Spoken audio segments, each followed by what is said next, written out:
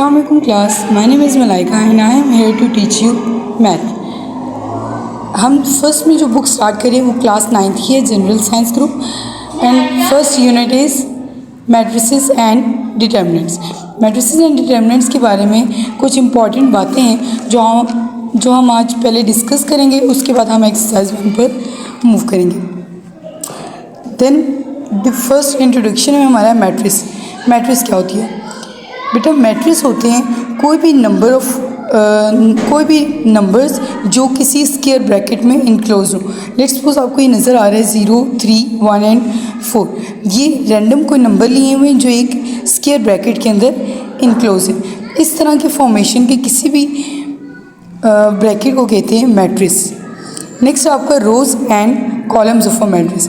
रोज़ होती है horizontal layout में कोई भी नंबर्स लिखे हों उसको हम कहते हैं कि ये एक रो है. Let's suppose 1, 2, 0. ये एक हॉरिजॉन्टल लेआउट में लिखा हुआ है, ये कहेंगे हम इसको, ये 1 रो है. देन ये सेकंड रो एंड ये थर्ड रो. नेक्स्ट है हमारा कॉलम. इस तरह की फॉर्मेशन को कहते हैं कॉलम, एक वर्टिकल फॉर्मेशन. जिससे ये 2, 0, 3, तो ये क्या एक वर्टिकल फॉर्मेशन है जो एक कॉलम कहलाता है. देन ये मैट्रिक्स का ये फर्स्ट कॉलम है, ये सेकंड कॉलम है एंड ये थर्ड कॉलम है. अगला आज का हमारा है order of matrix. Order of matrix क्या होता है? ऑर्डर ऑफ मैट्रिक्स होता है किसी भी मैट्रिक्स के अंदर number of rows and number of columns. कितने रोज़ हैं और कितने कॉलम्स हैं उनकी तादाद को हम बोलते हैं ऑर्डर. ऑर्डर को लिखने का तरीका है RC, पहले रो और फिर कॉलम. हमेशा ऑर्डर के लिखने में हम क्या करते हैं कि पहले नंबर ऑफ़ रोज़ लिखते हैं कि कितनी है और उसके बाद number of column. Let's suppose अगर ये देख लूँ मैं, पहला मैट्रिक्स M है, तो इस M की कितनी रोज़ हैं? ये 1 रो एंड ये सेकेंड रो. तो इसका ऑर्डर क्या आ गया? 2 बाय. बाय का मतलब बाय की जगह आप ये क्रॉस भी लगा सकते हैं और ये बाय भी ऑर्डर लिखने का तरीका है. अब जब रो हमने लिख लिया तो इसमें कॉलम कितने हैं? 1, 2 एंड 3. तो मैं यहाँ पे लिखूँगी 2/3 इसका ऑर्डर है.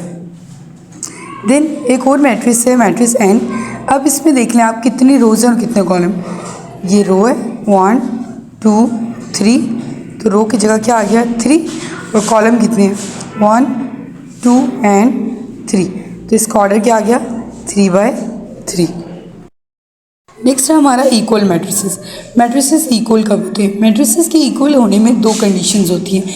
अगर किसी भी मैट्रिक्स के दरमियान इक्वल डला हुआ है और ये 2 कंडीशन सेटिस्फाई हो रही हैं, then it is said that first matrix is equal to the second matrix. हम यहाँ पर कंडीशंस पढ़ सकते हैं. Let A and B B 2 matrices, then A is said to be equal to B and denoted by A is equal to B if and only if. अब conditions क्या हैं? The order of A is equal to the order of B. A का जो order है matrix A का, वो किसके equal होना चाहिए? मैट्रिक्स B के. लेट्स सपोज अगर आप यहाँ पे देख लें तो इसमें कितनी रोज़ हैं? 2. कॉलम कितने हैं? 2. तो इसका ऑर्डर क्या है? 2/2. अगर मैं इसका देखूँ 2 + 1, इसको सॉल्व करके एक नंबर आ जाएगा 3. 4 - 2 नंबर क्या आ जाएगा? 2. तो ये भी एक रो है और ये दूसरी रो है. 2 रोज़, कॉलम कितने हैं? 2. तो इसका भी ऑर्डर क्या है? 2/2. तो ऑर्डर दोनों का सेम है और इनके दूसरी, ये पहली कंडीशन आपकी सेटिस्फाई होगी. दूसरी कंडीशन क्या है? There corresponding entries are equal. Corresponding entry का क्या मतलब होता है? कॉरस्पॉन्डिंग एंट्री का मतलब होता है साथ साथ वाली. लेट्स सपोज अगर मैं इसको उठा के इसके ऊपर प्रेस करूं तो इसका एक जैसे साया, आप कह सकते हैं कि साया बनता है, वो इसके ऊपर बने. देखिए 1 के नीचे 1 ही आएगा, 3 के नीचे 3, -4 के नीचे -4 और 2 के नीचे 2. तो ये क्या है? इसकी कॉरस्पॉन्डिंग एंट्रीज, साथ साथ वाली एंट्रीज भी क्या है? इक्वल है. अब कंडीशन 1 भी सेटिस्फाई है, 2 भी सेटिस्फाई है. तो मैं कह सकती हूँ कि ये 2 मैट्रिसेस इक्वल हैं क्योंकि इसमें ये 2 कंडीशन सेटिस्फाई कर रही हैं. अब हम एक्सरसाइज 1 पर मूव करेंगे क्योंकि हमारा इंट्रोडक्शन कंप्लीट हो गया. एक्सरसाइज 1 में जो हमारा सबसे पहला क्वेश्चन है वो क्वेश्चन ही ऑर्डर के बारे में कि find the order of the following matrices. अब ऑर्डर फाइंड करने का आपको तरीका पता है कि ऑर्डर में कितने नंबर ऑफ रोज़ होती हैं और कितने कॉलम्स होते हैं। यहाँ पे देखें तो इसमें कितने रोज़ हैं, 2 रोज़ हैं एंड कितने कॉलम हैं, 2। तो इसका ऑर्डर क्या आ जाएगा, 2/2। अब नेक्स्ट आपका एक और मैंने क्वेश्चन लिया है जिसमें आपको सेम ऑर्डर ही लिखना है। कितने नंबर ऑफ रोज़ हैं इसमें, ये 1 रो और ये सेकंड रो। तो यहाँ पे मैं लिख लूँगी रोज़ 2 हैं और कॉलम इसकी कितने हैं, 1, 2 एंड 3। तो 2/3 ये इसका ऑर्डर आ गया। मैंने आप लोगों को बताया था कि ऑर्डर लिखने का तरीका होता है RC। तो आप ऐसा नहीं कर सकते कि पहले आप कॉलम लिखें बाद में रोज़ लिखें। आपको हमेशा लाजमी तौर पर पहले रोज़ लिखनी है और उसके बाद कॉलम्स लिखने हैं। आज का तीसरा क्वेश्चन जो मैंने आपको करवाना है वो ये है F वाला। F और मैट्रिक्स में आपके सिर्फ एक एंट्री है। ये जो मैट्रिक्स में नंबर्स होते हैं हम इसको कहते हैं एंट्रीज। क्या बोलते हैं हम इसको, एंट्रीज। इन एंट्रीज में भी देखिए सिर्फ एक एंट्री है। अगर मैं इसको एक हॉरिजॉन्टल लाइन लगाऊं तो सिर्फ एक हॉरिजॉन्टल लाइन इस पर पास करेगी और वर्टिकल लाइन लगाऊं तो सिर्फ एक ही वर्टिकल लाइन पास करेगी। तो हॉरिजॉन्टल लाइन को हम कहते हैं रो और वर्टिकल लाइन को कॉलम। तो एक रो है और एक कॉलम है, तो 1/1 ये इसका हो गया ऑर्डर। अभी जो आपकी क्वेश्चन है ये मैंने करवाया है, ये और ये A, H और F। बकाया जो रिमेनिंग क्वेश्चन है वो आप लोगों ने खुद प्रैक्टिस करने हैं ताकि आप लोगों की प्रैक्टिस स्ट्रांग हो जाए। जब आप प्रैक्टिस करते हैं बच्चे तो तब ही आप मैथ्स में कुछ कर सकते हैं। मैथ्स में आगे जाने का सिर्फ एक ही तरीका है कि आप प्रैक्टिस करें ज़्यादा से ज़्यादा। अभी अगर आप इसमें देखें तो इसमें एक रो है और अगर वर्टिकल लाइन्स लगाऊँ तो 2 लगेंगी, यानी कि इसमें 2 कॉलम्स हैं। नेक्स्ट आपका क्वेश्चन है which of the matrices are equal. कौन से मैट्रिसेस हैं जो आपस में इक्वल हैं। आपस में इक्वल का मतलब 2 थे, 2 कंडीशन अगर फुलफिल हो रही हो, जिसमें पहली कंडीशन क्या थी कि आपका जो ऑर्डर होना चाहिए इसका ऑर्डर 1/1 है, तो कोई ऐसा मैट्रिक्स होना चाहिए जिसका ऑर्डर भी 1/1 हो। दूसरी कंडीशन क्या थी कि उनकी कॉरस्पॉन्डिंग एंट्रीज बराबर होनी चाहिए। अभी देखिए कि इसका ऑर्डर क्या है, 1/1। अभी मुझे इसके साथ का कोई मैट्रिक्स ढूंढना है जिसका ऑर्डर क्या हो, 1/1। तो हेयर इट इज़, मुझे ये मिल गया। 5 में से अगर 2 निकालूं तो एक एंट्री बचती है जो क्या है, 3। तो उसका ऑर्डर अगर मैं लिखना चाहूँ तो वो यही होगा, 1/1। अभी देखिए क्या इसकी कॉरस्पॉन्डिंग एंट्री बराबर है, जी बिल्कुल बराबर है कि ये भी 3 है और ये भी 3 है, तो ये बिल्कुल बराबर है। तो मैं कह सकती हूँ कि A is equal to E। अब नेक्स्ट पे आ जाते हैं B। क्या कोई ऐसा नंबर है जिसका ऑर्डर 1/2 हो और जो एंट्रीज हों वो 3 और 5 हों। तो ये B के बिल्कुल साथ तो नहीं है, खैर दूर है, पर B के साथ वाला I आ गया जिसमें पहली एंट्री 3 है, यहाँ पे भी क्या है 3 और 3 + 2 क्या होता है 5, तो यहाँ पे भी 5। ऑर्डर अगर मैं देखूँ इसकी तो 1 रो 2 कॉलम, 1 रो 2 कॉलम, तो ये दोनों क्या हैं बराबर। मैं यहाँ पे लिख सकती हूँ B is equal to I। उन्होंने पूछे कौन कौन से मैट्रिसेस हैं जो आपस में इक्वल हैं। ऐसे ही आपने बकाया फाइंड करने, जैसे कि E, H और G। 2 + 2 4, 4 + 2 6, 2 - 2 0, 2 + 0 2।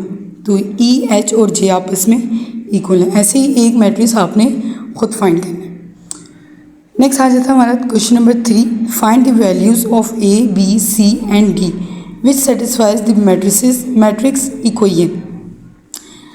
आपने इस मैट्रिक्स इक्वेशन में से ये A, B, C, D की वैल्यूज़ फाइंड करते हैं। तो ये हम रजिस्टर पे करते हैं। इसका हमारा ये लास्ट क्वेश्चन है जिसमें आपको 2 मैट्रिसेस दिए हुए और दरमियान में लिखा हुआ है कि ये इक्वल है। अब हमने कंडीशन पढ़ी थी 2 मैट्रिसेस के इक्वल होने की, तो एक तो उसका ऑर्डर सेम होना चाहिए। अभी देखें इसमें 2 रोज़ हैं और 2 कॉलम्स हैं। ऐसे ही यहाँ पे 2 रोज़ हैं और कितने कॉलम्स हैं, 2 कॉलम्स हैं। दूसरी कंडीशन क्या थी कि corresponding entries should be equal, corresponding entries equal होनी चाहिए। तो मैं आपको बताऊं अगर तो A + C should be equal to 0, C c minus 1 should be equal to 3, a plus 2b is equal to -7, 4d minus 6 is equal to 2d होना चाहिए, तब ये दो मैट्रिसेस इक्वल होंगे। अब हम इनकी इक्वेशंस बनाते हैं और इनको सॉल्व करना स्टार्ट करते हैं। अभी देखिए कि मैं यहाँ पे लिख सकती हूँ a plus c is equal to 0 और c minus 1 is equal to 3, a plus 2b is equal to -7 और 4d minus 6 is equal to 2d। तो ये इक्वेशन नंबर 1 है, ये इक्वेशन नंबर 2 है, 3 एंड ये 4। अब इनको इक्वेशन के नाम क्यों दिए? क्योंकि मैं इनमें से a b c d की वैल्यूज़ निकालूंगी। अगर मैं रैंडम कोई इक्वेशन यहाँ से उठाना चाहूँ जिसमें से मैं इजीली वैल्यूज़ फाइंड आउट कर सकूँ, तो वो ये वाली है c minus 1 is equal to 3। मैं यहाँ पे लिखूँगी from equation 2 c minus 1 is equal to 3। अगर ये -1 है तो वहाँ पे जाके क्या हो जाएगा +1, 3 प्लस 1 और c का आंसर आपके पास क्या आ गया 4। नेक्स्ट हमारा जो एक फाइंड कर लिए। अब मैं देख सकती हूँ कि c एक और इक्वेशन में पुट यूज़ हुआ है, जहाँ पे अगर मैं c की वैल्यू आप पुट कर दूँ तो मेरे पास एक और वेरिएबल की वैल्यू आ जाती है जो कि क्या है a। अभी मैं लिखूँगी फ्रॉम इक्वेशन 1। इक्वेशन 1 से मुझे क्या पता चला कि a प्लस c की जगह वैल्यू पुट कर दूँगी इज इक्वल टू 0, +4 है वहाँ पर जाएगा तो क्या हो जाएगा -4। मैंने एक और वेरिएबल की वैल्यू निकाली जो क्या है a इज इक्वल टू -4। अब देखें क्या कोई ऐसी इक्वेशन मौजूद है जिसमें a यूज़ हो रहा है, तो ये आपके पास थर्ड वाली इक्वेशन है जिसमें a यूज़ हो रहा है। अगर मैं यहाँ पे a की वैल्यू पुट कर दूँ तो मुझे यहाँ पे कौन सी वैल्यू मिल सकती है b की। तो मैं लिखूँगी फ्रॉम इक्वेशन 3, तो a plus 2b is equal to -7। a की जगह क्या आ जाएगा -4 plus 2b is equal to -7। -4 है उधर जाके क्या हो जाएगा +4, तो यहाँ पे 2b अकेला रह जाएगा।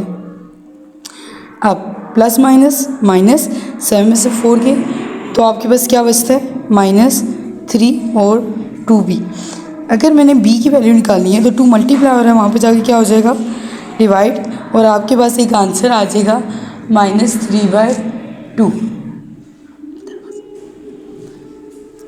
सॉरी -3/2। ये आपके पास आंसर आ गया किसका b का। अब आप देख सकते हैं कि मैंने a का आंसर भी निकाल लिया है, b का भी निकाल लिया है, c का भी, और लास्ट एक रह गया है d का। तो मैं यहाँ पे लिखूँगी फ्रॉम इक्वेशन 4, क्योंकि एक इक्वेशन 4 ही रह गया जिसमें से मैंने आंसर निकालना है। 4d minus 6 is equal to 2d। ये क्योंकि डी एक जैसा है तो डी के साथ सॉल्व हो सकता है। ये -6 है, वहाँ पे जाएगा तो क्या हो जाएगा +6, और वो d के साथ इस जगह पे आ जाएगा +2d है, यहाँ पे आगे क्या हो जाएगा -2d इज इक्वल टू -6 था, वहाँ पे गया तो प्लस हो गया। अब 4d में से 2d माइनस करूँ तो आपका आंसर आ जाता है 2d, क्योंकि वेरिएबल से माइनस हो सकता है। मतलब मैं ऐसे में से d के 0 नहीं लिख सकती, पर 4 ये जो कांस्टेंट होते हैं 7 की ये माइनस हो सकते हैं। 4 में से 2 गए 2 और d ऐसे ही 7 इज इक्वल टू 6। अब d को अकेला करना है तो 6 के साथ 2 जाके डिवाइड हो जाएगा, 2 1 ज़र 2, 2 3 ज़र 6, तो d की वैल्यू आपके पास आ गई 3। अब अगर मैं यहाँ पे वैल्यूज़ लिखूँ तो a की वैल्यू हमारे पास क्या आई थी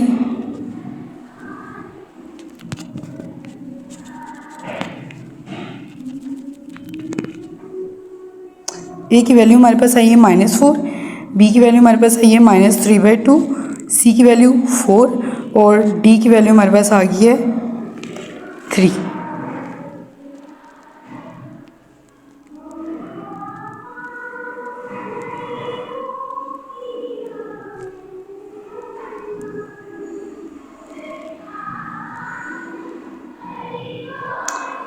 and this exercise is completed. हमारी फर्स्ट एक्सरसाइज 1.1 कंप्लीट हो गई है। जो आज हमने स्टार्ट की थी। इंशाल्लाह नेक्स्ट लेक्चर में मिलते हैं और हम नेक्स्ट एक्सरसाइज स्टार्ट करेंगे 1.2।